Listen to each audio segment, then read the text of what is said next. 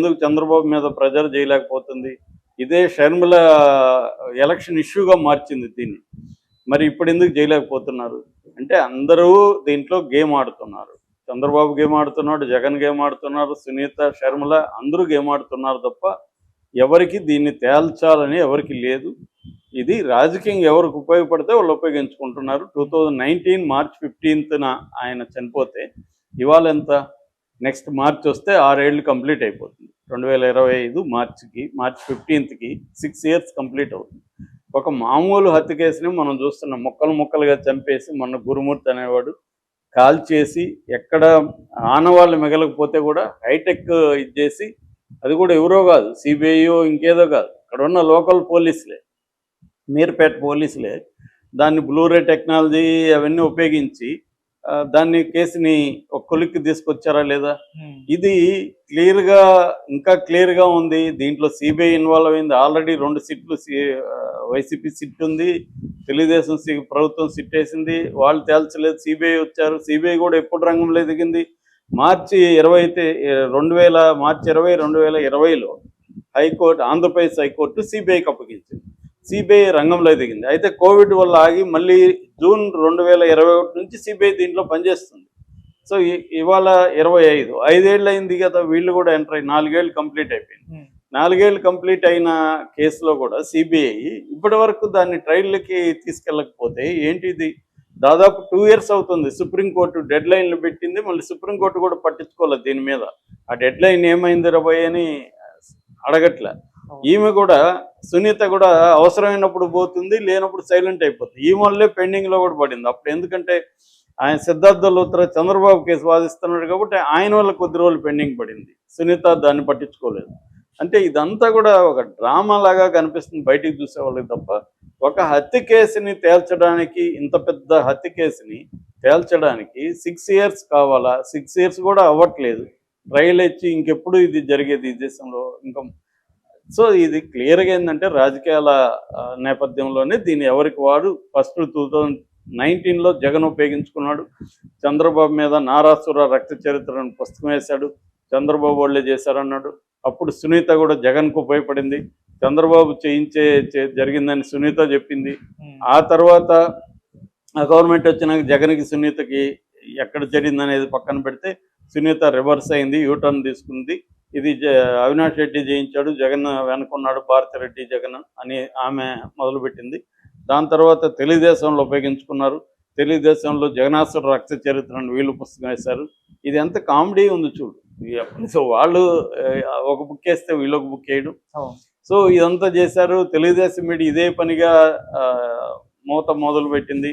CBI మీద విపరీతమైన విమర్శలు వచ్చాయి. వాళ్ళు దారుణంగా కొట్టి, హింసించి, టార్చర్ చేసి కొంతమందిని అప్రూవల్గా మార్చారు. అందులో వీడొకడు ఉన్నాడు, ఎవరు, మన దస్తగిరి. యాక్చువల్గా ఈ case first number 1 Erra Gangi Reddy, number 2 Sunil Yadav, number 3 Umashankar Reddy, number 4 Dastagiri, number 5 Devireddy Sivashankar Reddy, number 6 Gajjala Umashankar Reddy, number 7 YS Bhaskar Reddy, number 8 Avinash Reddy.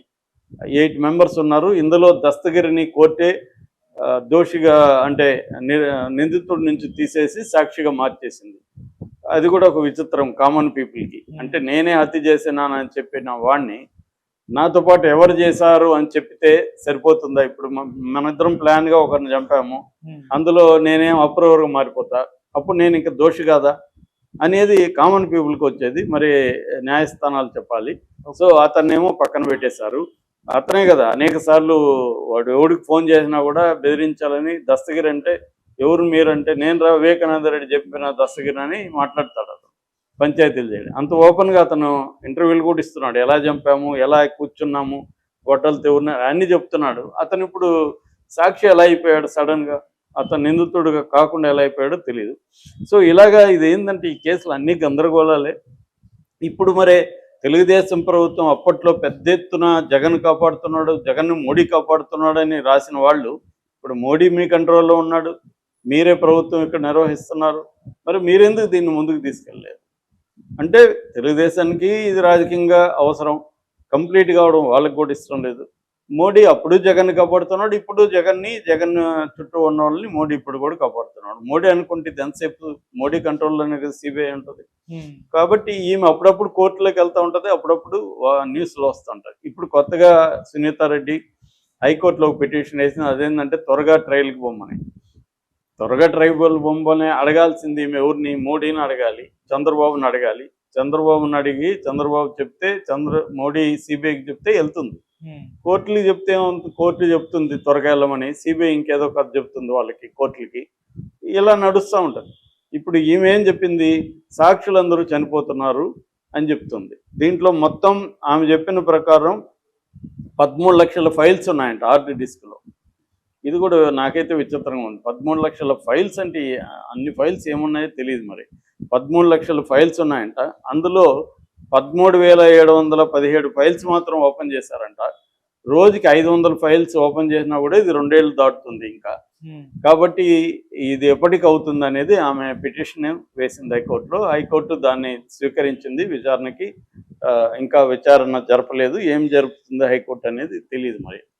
So ఇవే అంటే మన దేశంలో కొన్ని కేసులని మనం పరిశీలిస్తే, జగన్ మీద అక్రమాస్తుల కేసులు, 11 ఏళ్ళు పైన బెయిల్లో మీద ఉన్నాడు. అదొక విచిత్రమైన కేసు. ఇంతవరకు అది తేలలేదు. అది ఎప్పుడు తేలుతుందో తెలియదు. ఇదొక విచిత్రమైన కేసు. ఓటుకు నోటు కేసు అందరూ చూసాము, టీవీల్లో వచ్చాయి. డబ్బులు ఇస్తున్నాడు రేవంత్ రెడ్డి, మా బాస్ అంటున్నాడు. చంద్రబాబు వాయిస్ చూసాము, అది చంద్రబాబు దాన్ని కూడా తేలింది. బ్రీఫ్డ్ మీ, మన వాళ్ళు బ్రీఫ్డ్ మీ అని. ఎంత అయినా కూడా ఆ కేసు ఇప్పటివరకు ఏమీ కాలేదు. ఇలాగా అంటే చాలా పెద్ద కేసులు ఏవి కూడా తేలని వల్ల సామాన్యులకి మన క్రిమినల్ జస్టిస్ సిస్టమ్ మీద ఏమాత్రం అన్న నమ్మకం ఉంటుందా?